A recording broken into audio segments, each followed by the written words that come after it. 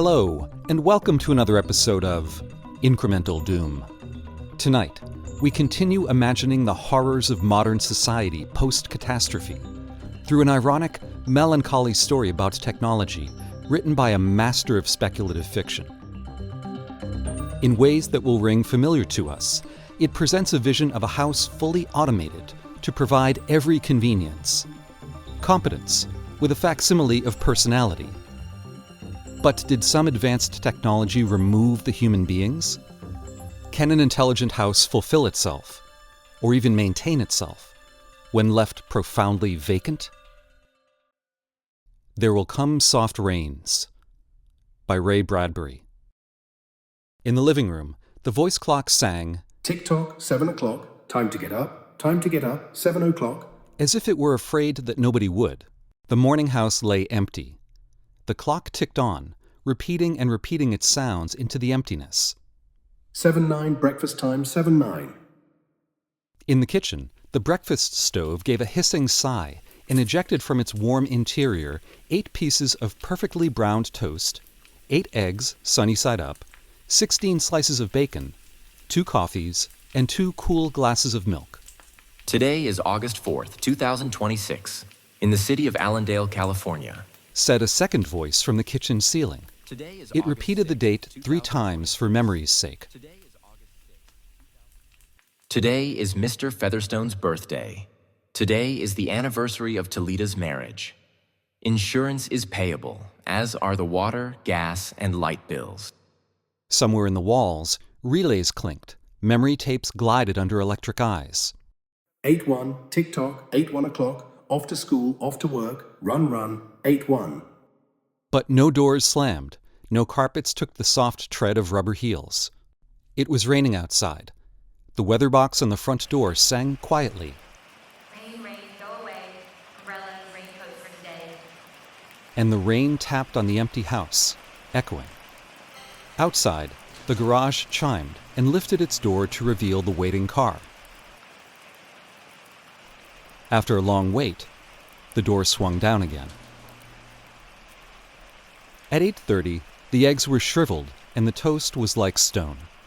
An aluminum wedge scraped them into the sink, where hot water whirled them down a metal throat, which digested and flushed them away to the distant sea. The dirty dishes were dropped into a hot washer and emerged twinkling dry. 9:15, time to clean, sang the clock. Out of warrens in the wall, tiny robot mice darted. The rooms were a crawl with the small cleaning animals, all rubber and metal. They thudded against chairs, whirling their mustached runners, kneading the rug nap, sucking gently at the hidden dust. Then, like mysterious invaders, they popped into their burrows. Their pink electric eyes faded. The house was clean. 10 o'clock. The sun came out from behind the rain. The house stood alone in a city of rubble and ashes. This was the one house left standing. At night, the ruined city gave off a radioactive glow which could be seen for miles. 10:15. The garden sprinklers whirled up in golden founts, filling the soft morning air with scatterings of brightness. The water pelted window panes, running down the charred west side where the house had been burned evenly free of its white paint. The entire west face of the house was black, save for 5 places. Here, the silhouette in paint of a man mowing a lawn. Here, as in a photograph, a woman bent to pick flowers. Still farther over, their images burned on wood in one titanic instant. A small boy, hands flung into the air. Higher up, the image of a thrown ball. And opposite him, a girl, hands raised to catch a ball which never came down. The 5 spots of paint, the man, the woman, the children, the ball, remained. The rest was a thin, charcoaled layer. The gentle sprinkler rain filled the garden with falling light. Until this day, how well the house had kept its peace. How carefully it had inquired, who goes there? What's the password? And getting no answer from lonely foxes and whining cats, It had shut up its windows and drawn shades in an old maidenly preoccupation with self-protection, which bordered on a mechanical paranoia. It quivered at each sound, the house did. If a sparrow brushed a window, the shade snapped up. The bird, startled, flew off. No, not even a bird must touch the house. 12 noon. A dog whined, shivering, on the front porch. The front porch recognized the dog voice and opened. The dog, once huge and fleshy, but now gone to bone and covered with sores, moved in and through the house, tracking mud. Behind it whirred angry mice, angry at having to pick up mud, angry at inconvenience. For not a leaf fragment blew under the door, but what the wall panels flipped open and the copper scrap rats flashed swiftly out. The offending dust, hair, or paper, seized in miniature steel jaws, was raced back to the burrows. There, down tubes which fed into the cellar, it was dropped into the sighing vent of an incinerator, which sat like an evil ball in a dark corner. The dog ran upstairs, hysterically yelping to each door, at last realizing, as the house realized, that only silence was here. It sniffed the air and scratched the kitchen door. Behind the door, the stove was making pancakes, which filled the house with a rich baked odor and the scent of maple syrup. The dog frothed at the mouth, lying at the door, sniffing, its eyes turned to fire. It ran wildly in circles, biting at its tail, spun in a frenzy, and died. It lay in the parlor for an hour.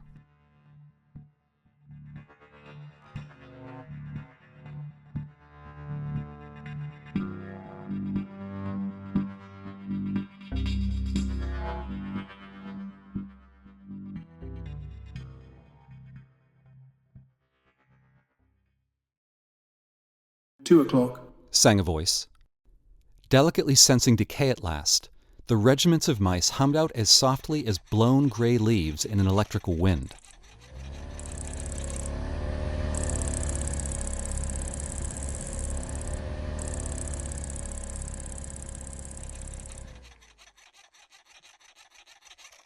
$2.15. The dog was gone. In the cellar, the incinerator glowed suddenly, and a whirl of sparks leaped up the chimney. 2:35. Bridge tables sprouted from patio walls. Playing cards fluttered onto pads in a shower of pips. Martinis manifested on an oaken bench with egg salad sandwiches. Music played. But the tables were silent, and the cards untouched.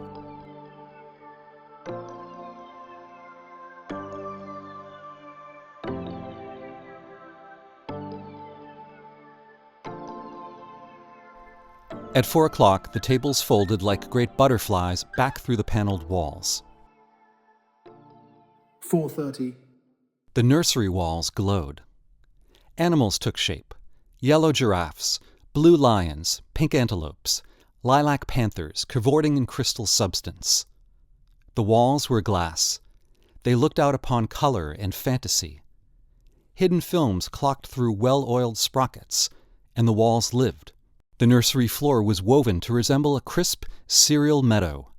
Over this ran aluminum roaches and iron crickets, and in the hot still air, butterflies of delicate red tissue wavered among the sharp aroma of animal spores.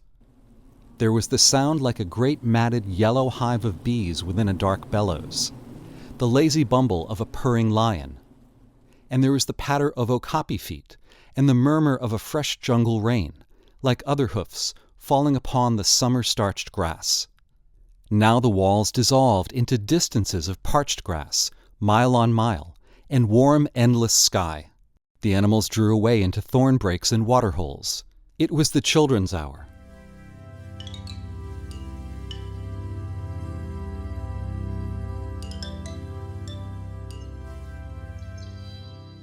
Five o'clock. The bath filled with clear, hot water. 6, 7, 8 o'clock. The dinner dishes manipulated like magic tricks, and in the study, a click. In the metal stand opposite the hearth where a fire now blazed up warmly, a cigar popped out, half an inch of soft gray ash on it, smoking, waiting. 9 o'clock. The beds warmed their hidden circuits, for nights were cool here. 9:05. A voice spoke from the study ceiling.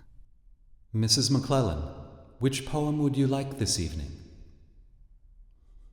The house was silent. The voice said at last, "Since you express no preference, I shall select a poem at random."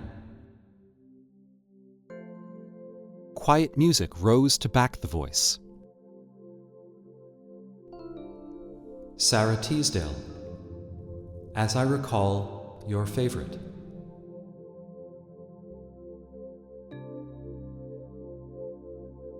There will come soft rains and the smell of the ground, and swallows circling with their shimmering sound, and frogs in the pools singing at night, and wild plum trees in tremulous white. Robins will wear their feathery fire, whistling their whims on a low fence wire. And not one will know of the war, not one will care at last when it is done. Not one would mind, neither bird nor tree, if mankind perished utterly. And spring herself, when she woke at dawn, would scarcely know that we were gone.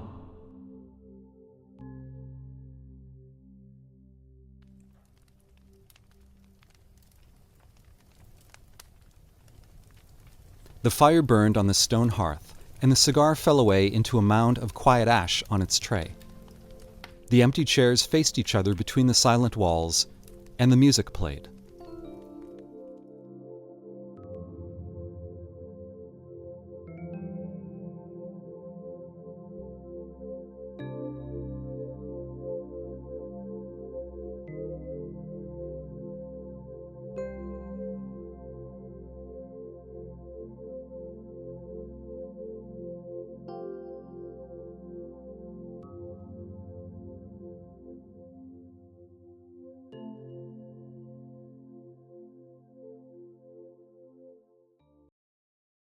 At 10 o'clock, the house began to die. The wind blew. A falling tree bough crashed through the kitchen window. Cleaning solvent, bottled, shattered over the stove. The room was ablaze in an instant. "Fire!" Screamed a voice. The house lights flashed. Water pumps shot water from the ceilings. But the solvent spread on the linoleum, licking, eating under the kitchen door, while the voices took it up in chorus. "Fire! Fire! Fire!" The house tried to save itself. Doors sprang tightly shut, but the windows were broken by the heat, and the wind blew and sucked upon the fire. The house gave ground as the fire in 10 billion angry sparks moved with flaming ease from room to room, and then up the stairs, while scurrying water rats squeaked from the walls, pistoled their water, and ran for more. And the wall sprays let down showers of mechanical rain. But too late. Somewhere, sighing, a pump shrugged to a stop. The quenching rain ceased. The reserve water supply, which had filled baths and washed dishes for many quiet days, was gone. The fire crackled up the stairs. It fed upon Picassos and Matisses in the upper halls, like delicacies, baking off the oily flesh, tenderly crisping the canvases into black shavings. Now the fire lay in beds, stood in windows, changed the colors of drapes. And then, reinforcements. From attic trapdoors, blind robot faces peered down with faucet mouths gushing green chemical. The fire backed off, as even an elephant must at the sight of a dead snake. Now there were 20 snakes whipping over the floor, killing the fire with a clear, cold venom of green froth. But the fire was clever. It had sent flame outside the house, up through the attic to the pumps there. An explosion. The attic brain which directed the pumps was shattered into bronze shrapnel on the beams. The fire rushed back into every closet and felt of the clothes hung there. The house shuddered, oak bone on bone, its bared skeleton cringing from the heat, its wire, its nerves revealed, as if a surgeon had torn the skin off to let the red veins and capillaries quiver in the scalded air. Fire! Help! Help! Fire! Run! Run! Heat snapped mirrors like the first brittle winter ice, and the voices wailed. Fire! Fire! Run! Run! Like a tragic nursery rhyme, a dozen voices, high, low, like children dying in a forest, alone, alone. And the voices fading as the wires popped their sheathings like hot chestnuts. 1, 2, 3, 4, 5 voices died. Run! Run! In the nursery, the jungle burned. Blue lions roared, purple giraffes bounded off. The panthers ran in circles, changing color, and 10 million animals running before the fire vanished off toward a distant steaming river. 10 more voices died. In the last instant under the fire avalanche, other choruses, oblivious, could be heard announcing the time, cutting the lawn by remote control mower, or setting an umbrella frantically out and in, the slamming and opening front door. 1,000 things happening, like a clock shop when each clock strikes the hour insanely before or after the other, a scene of manic confusion, yet unity. Singing, screaming, a few last cleaning mice darting bravely out to carry the horrid ashes away. Wild plum trees in tremulous white. Robins will wear their feathery And one voice, with sublime disregard for the situation, read poetry aloud in the fiery study, until all the film spools burned, until all the wires withered and the circuits cracked. The fire burst the house and let it slam flat down, puffing out skirts of spark and smoke. In the kitchen, an instant before the rain of fire and timber, the stove could be seen making breakfasts at a psychopathic rate. 10 dozen eggs, 6 loaves of toast, 20 dozen bacon strips, which, eaten by fire, started the stove working again, hysterically hissing. The crash. The attic smashing into kitchen and parlor, the parlor into cellar, cellar into subcellar, deep freeze, armchair, film tapes, circuits, beds, and all like skeletons thrown in a cluttered mound deep under. Smoke and silence. A great quantity of smoke.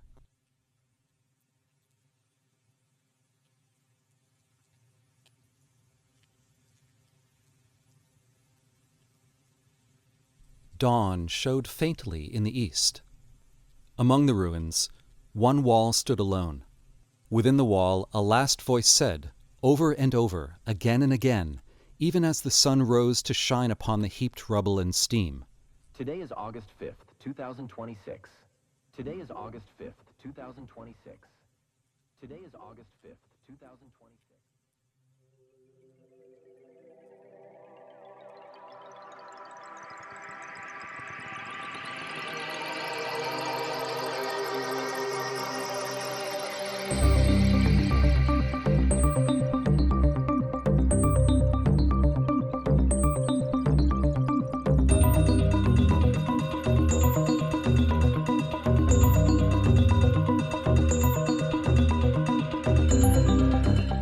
For more tales of literary horror to unsettle you, follow this podcast.